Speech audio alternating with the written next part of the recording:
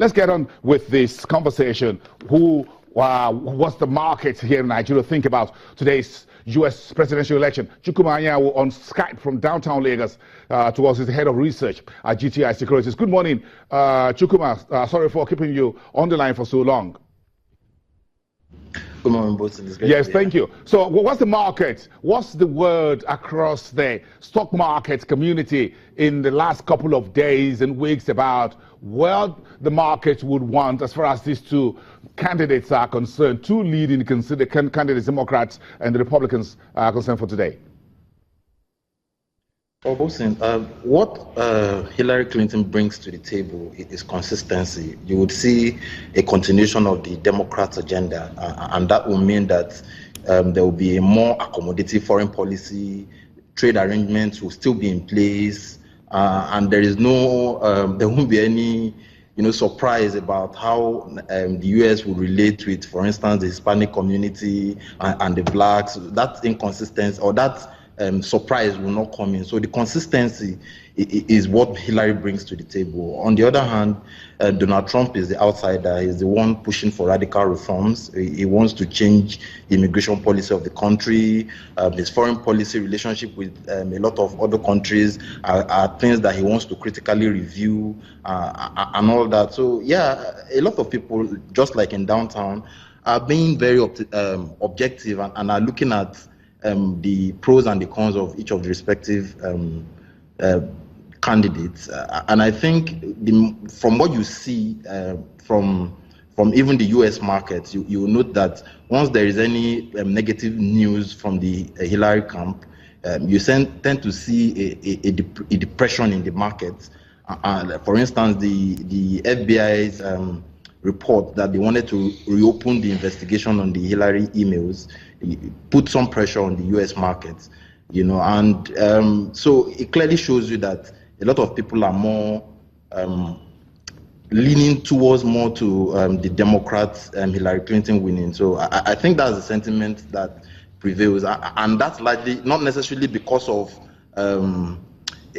foreign policy content, because a lot of people, if you ask me, haven't really paid much attention to what Trump says, and Trump has kept a lot of his foreign policy agenda under wraps. He has kept saying that a lot of them will come up as he becomes president, so it is difficult to really criticize or analyze where his leanings will be towards. So the fact that Hillary is more consistent and seems to be more in line with what is currently obtainable, the consistency is what a lot of people are leaning towards. Okay, so I'm going to give you, we have just 1 minute, I'm going to give you a question, poll of the week. Chukwuma, what should define Nigeria's mid to long-term agenda for America's next president? How will you vote? Social economy, security, or good governance? Out of these three, which one do you think Nigeria should consider as the biggest agenda for the U.S. president, U.S.-Nigeria relations, whoever gets into the Oval Office in January? Well, Bosin, I'll lean more towards good governance. The reason being that more of our problems come from poor governance, which has filtered into poor policy formulation, corruption, and all of that. I think a lot of our problems will be addressed once we have proper governance in place. We have a credible government. A lot of our problems will be addressed. So I will lean more towards them looking at aid in terms of good governance. Social economy is something that Nigeria eventually needs to deal with itself. And I think with a good government in place, that is a problem that we can also address.